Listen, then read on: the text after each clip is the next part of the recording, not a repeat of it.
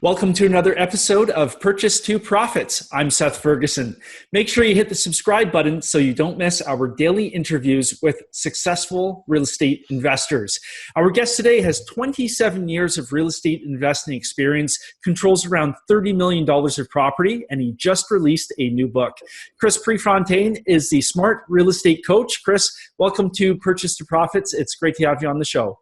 Oh, great to be here. I always love to chat about profits. That's a good one. Yeah. So pleasure is mine. So to kick things off, tell us about your real estate goals right now. Sure. So we have a family business here, right? So it's a great support staff, plus my son-in-law, Zach, and my son, Nick. And our goals are to, by 2022, to complete 1,500 transactions between ourselves and our associates around the country. Because we do it locally, but we also kind of lock arms with associates around the country and help them do deals in the trenches as well. Yeah. And what sort of dollar volume do you think that equates to? We do, if you don't count the sale itself, right? If you do an owner financing deal or something, but actual profits, we average 3 paydays per deal, and we average about 75 grand per payday. So that's us. And then of course the associates do their own thing, but they average the same, 45 to 110 grand, all 3 paydays. We're like right in the middle, coincidentally. Nice. So that's, so let's just, I can't do the math. So let's just say that's a whole lot of money. Yeah, it's a lot. 2022. That's awesome. And what prompted you to make it a family operation? What was that something you started out with that goal to do? I didn't. It's a great question because a lot of people say, well, how did you engineer it and all this? I didn't. I mean, I started, I've been in real estate for a long time, as you said, but in 13, after the whole debacle kind of quieted down, I started doing terms deals, lease purchase and owner financing. And then slowly but surely, my son, Nick, came in to help. And then that went to full time and he works with all our buyers. And then slowly after that, my daughter, Kayla, and my son-in-law, Zach, wanted out of the bartending scene. We're in a tourist area, so it's lucrative, but there's no lifestyle. So they came in the business like the end of 15, and then the roles started just kind of organically taking their road. Like we didn't say, well, this is where you should be. And it's been great because everybody does what they love to do and what they're good at. And it's grown to the point where it is now where, we're doing deals pretty seamlessly, have a great team helping us do that. And like I said, then transfer everything we do right out into the field with the students. Yeah, that's great. And just if somebody's not familiar, do you want to explain the type of real estate transactions you're doing? Yeah, sure. Thanks. So lease purchase deals whereby we'll take over, usually there's underlying debt. So we take over some underlying debt, meaning we don't go on the loan personally. We don't sign ever. We don't assume loans. We just make the payment for them to the bank. We then put a tenant buyer in there, rent to own, and it's always obviously higher than the outgo. When we do those deals, and the same as the next one I'll explain to you, the 3 paydays I was referring to are actually payday 1 is when we collect the non-refundable down payment because we want to make sure we have a buyer, a serious buyer, not a renter. Payday 2 is the difference between the income from the buyer and the outgo to the seller or bank.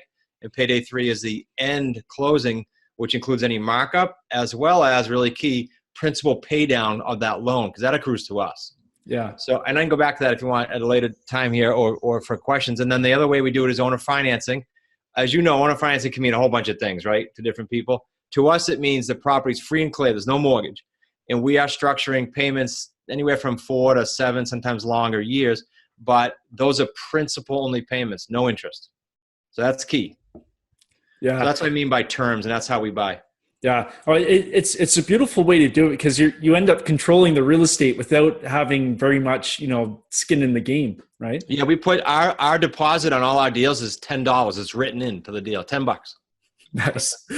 I'll just go in my pocket and I'll find $10. Yeah. That's awesome. So how did you even get exposed to this type of creative real estate? After the debacle, and that's a whole story in itself, but I just got crushed because I was on personally on loans, and when the values just dropped out of sight, it was tough to wind out of those. You can't leverage, you can't negotiate with a bank. You have no leverage, right? So, and I wasn't big enough. I was big, but not big enough to go to the banks and say, I demand that. I couldn't. So I came out of this saying, boy, do I even want to do real estate again? That's how spent I was after all those years.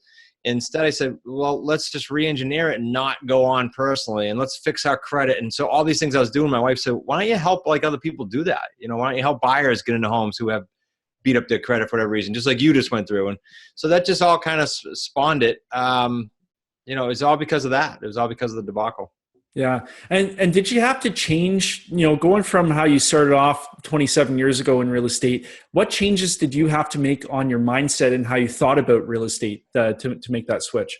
Well, the mindset with how I thought about real estate and the mindset of, the whole mental game between the ears, because as you know, it's 90 to 98% of the battle. Yeah. So two things. One was a lot of people don't know or think they don't know about terms. It's been around since the late 1800s. I mean, I read a book recently on vacation. I was shocked. The guy was doing lease purchases in the late 1800s, which is kind of neat to hear. So that's a good tip for people to say to sellers who say, yeah, I've never heard of that, or that's new. No, it's not new. Just nobody's got their arms wrapped around it. So I had to actually educate myself and say, no, it's acceptable. It's just no one's educated people. And then the mindset mentally, that's every day, as you know, every day. Because after getting beat up that badly in '08 and having like a part-time job winding out of that for 3 or 4 years, it was a mental game to come back, and it just takes time, reading, mentors, et cetera. Yeah. And, do you mind sharing what things you do different, before and during the debacle? Because it sounds like you had a rough time, like lots of people did. What would you do differently if you could go back in time? Yeah. So the big difference was I had great credit. So I said, well, it makes sense. I mean, I was younger. And I said, it makes sense. I'll just sign on the loans and I'll get conventional loans. And so we had about, 20 something properties that were beat up by the debacle and had to get wound out. And so what would I do differently? Don't ever take out a loan. All those properties we have, you mentioned at the beginning, we are on 0 loans. We put down little to no money, usually no, but if we have a deal closing somewhere else and there's a good deal and we can get a lot of equity, I might put a little money up. But in general, never, we don't sign personally on loans. But think about the difference. You put your head on the pillow at night knowing you're on 0 things personally with a bank that could kill us who you are and could come take it. Or I'm not in any loans. And so if something comes up for a headache, what do? You call the seller and you negotiate. They're on the loan, not you. Yeah. It's pretty neat. And as long as you do that morally and ethically, you get a great business and you'll get more deals because they'll send more people like them to you.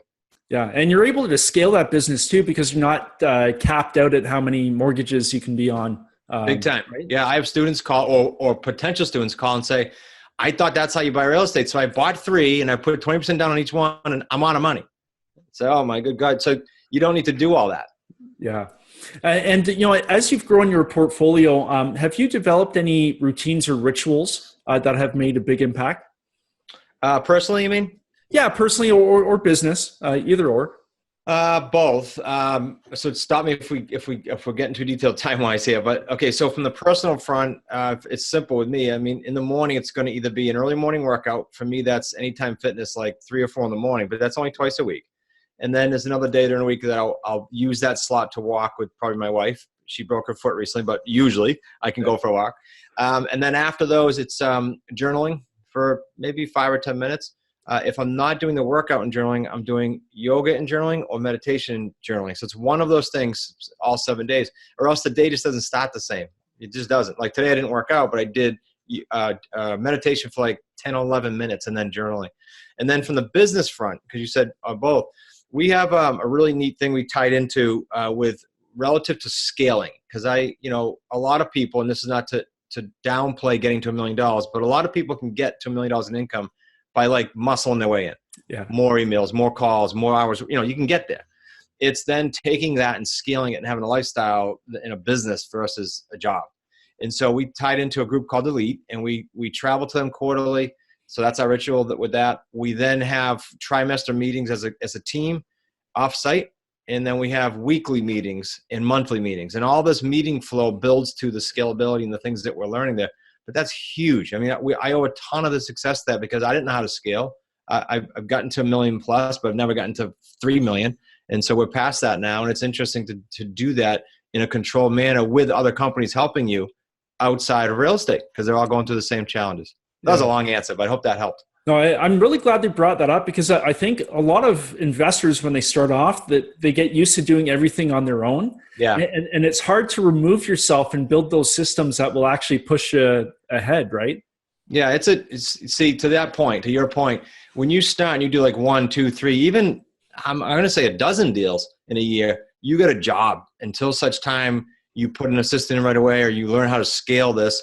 And the cool thing is the company we're tied to, they have a program for under $1 million, and then they have a program for $1 million and above. You can't get in it until you're doing that. And they help you go from 7 to 8 figures. So yeah, tie into someone or something in your niche that'll help you do that, help you scale, not just do deals. I don't want to say that's the easy part, but that's the simple part. It's then scaling it, like you said.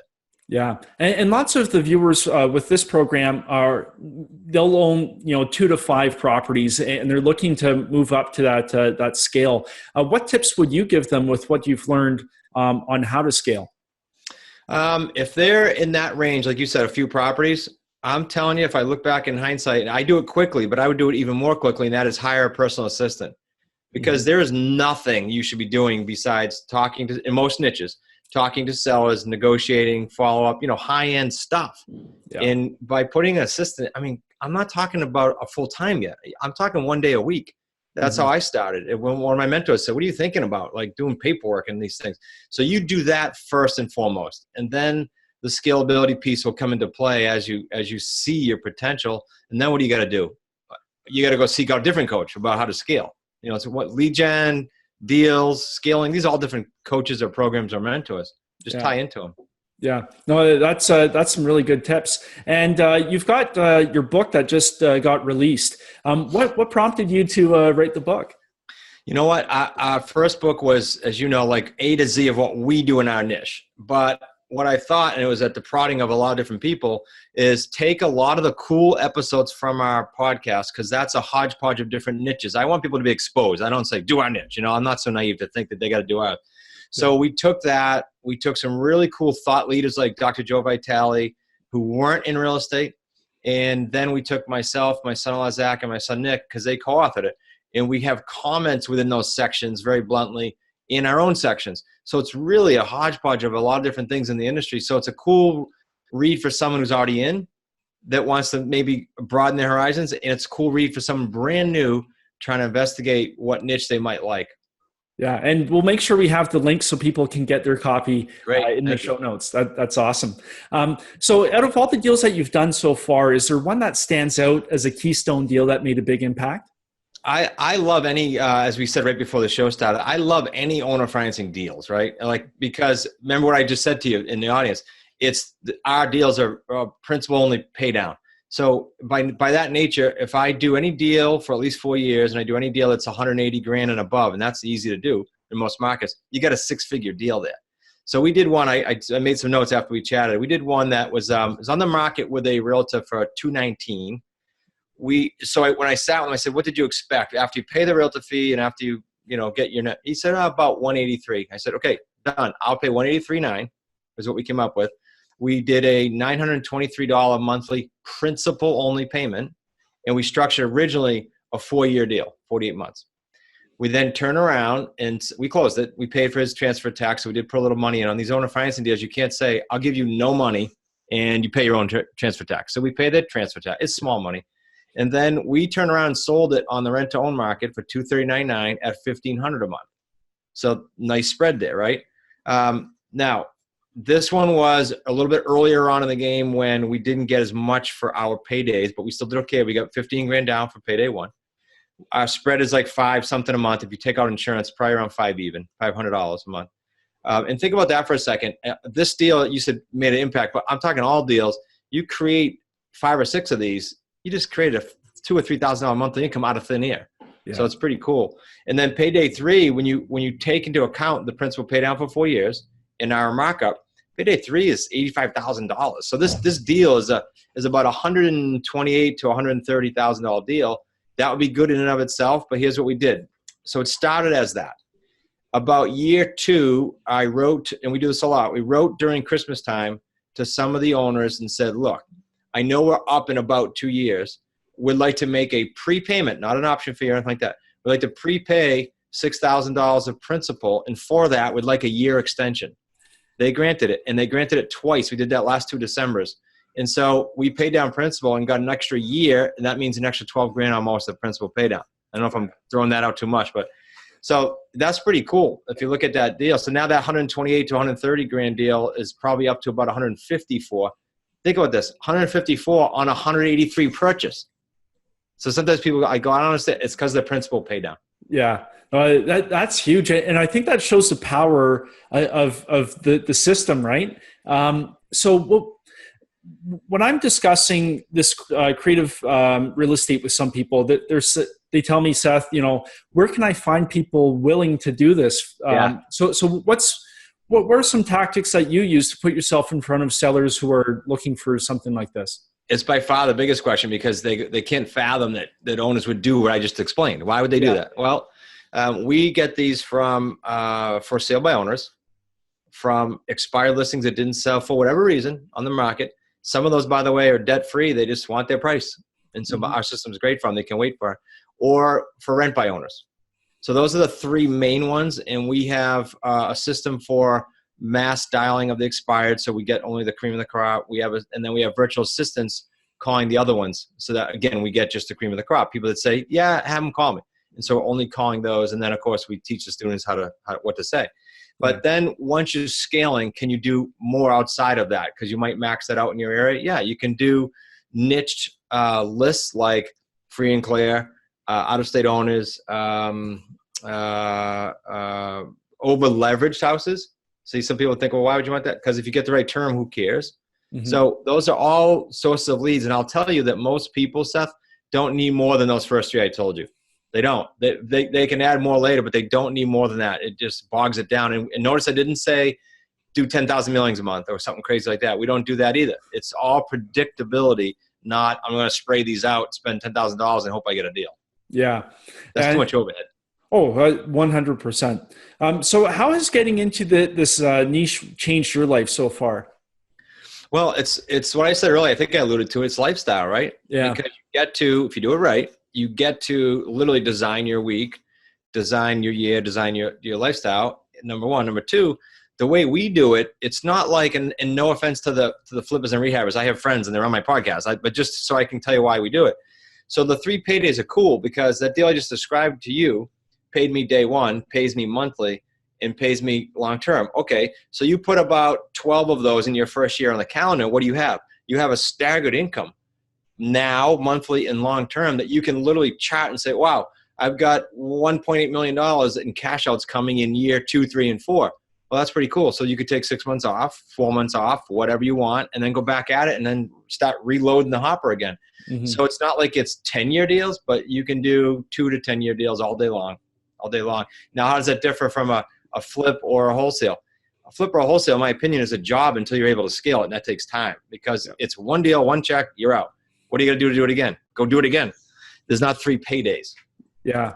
And especially, how you structure it, you've got, 4 to 6 to 7 years on it. You're not at the whim of a market correction. Like a flipper, you get hammered if you're in the middle of a project and the market tanks, right? Yeah. And what if you scaled that, to your point? What if you scaled that? Now you got 10 of those going. Now we do some because they'll come our way, but what if you have 10 of those going on and the market crashes? Not 1, but 10. Well, that's a tough deal. Unless you don't have hard money or don't have loans, then you can pivot. But if you do have those, you're going to have some serious pain at night. Yeah, for sure. And so thinking ahead, where do you think your business will be in, let's say, 10 years from now? We will at that time have filled out the infrastructure of about 125 students, we call them associates, around the country doing deals with us. We'll keep our portfolio going the same. We control like 50 or 55 at any one time. We'll keep that because we sell and buy each month. And then, so we'll build out that infrastructure so there'll be most of the states are covered and then a few people in each state doing the deals the way we do it. Yeah. And the education component, how did that come about? Actually, just a real simple phone call came from someone at the War College here. We have a Navy college close by. Came and said, saw some of your stuff out there in the market, want to learn real estate before I go back to my home state and back to civilian life. He had been tired of his tours in Afghanistan and things. So he did, and then he referred someone, and then it just started slowly growing from there. We did a simple ebook called Eat That Sandwich way back then, and we did it to a virtual assistants email list, and then the whole thing grew from there. And here's the big thing now, Seth. So the big gap we're closing in the industry with this mission of ours with the 1,500 transactions is simply the gap that exists, in my opinion, between the time when someone does a course or a seminar and then actually goes out and does a deal. That's huge, and it's frustrating to see it. I have 2 students right now that when they came to us had spent 6 figures on education and did 0 deals. That's like, I don't get it. So we are all about doing deals, not just selling stuff. You won't find a bunch of that with us. You'll find people doing deals.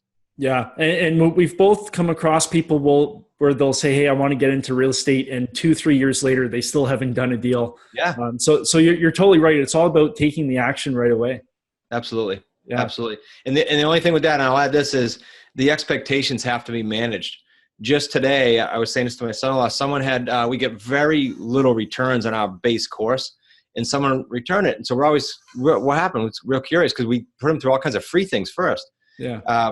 The answer was they just thought it was overwhelming work-wise. Like they think expectation-wise, they watch these commercials on TV, I'm going to get rich next week. No, it's going to take some work. So I tell you that up front. Make sure you put the blinders on and you're willing to commit 3 years. Now, our students have done deals in 6 months, some in 3 months, some in a year, but count on 3 years commitment and you'll have a great experience. Not a get rich quick, get rich forever, not quick. Yeah, 100%. Yeah. So Chris, if somebody's looking to get in touch, learn more about your course or find you online, where can they find you? 2 things. I told you before the show, I'll give your audience, first of all, the original best-selling book, the hardcover. I'll give that to them for free. And I want them to understand it's free, but put your card in and we'll charge you $8 shipping. It's free. We'll ship it. We'll pay for it. It costs us like over $6 to ship it plus the book. Go to free SREC. So it's free SREC. It stands for Smart Real Estate Coach. FreeSRECbook.com. Then you'll get that. Just say that they're on your show when it asks them, and we can ship that out. And then for the free webinar, because again, I want them for free to put their toe in the water. Go to the free webinar. You can find that on the main website, smartrealestatecoach.com, and that comes, Seth, with a free strategy call. And so doesn't the webinar. And so they can get myself or my son or son-in-law on the phone and chit-chat with us for free too. That's great. Well, Chris, just want to say thanks so much for taking the time and sharing your success with us. Yeah, it was a pleasure being on. Great to chat with you. Yeah, pleasure was mine. And to you, our reviewers, I wish you well on your journey from purchase to profits. See you next time.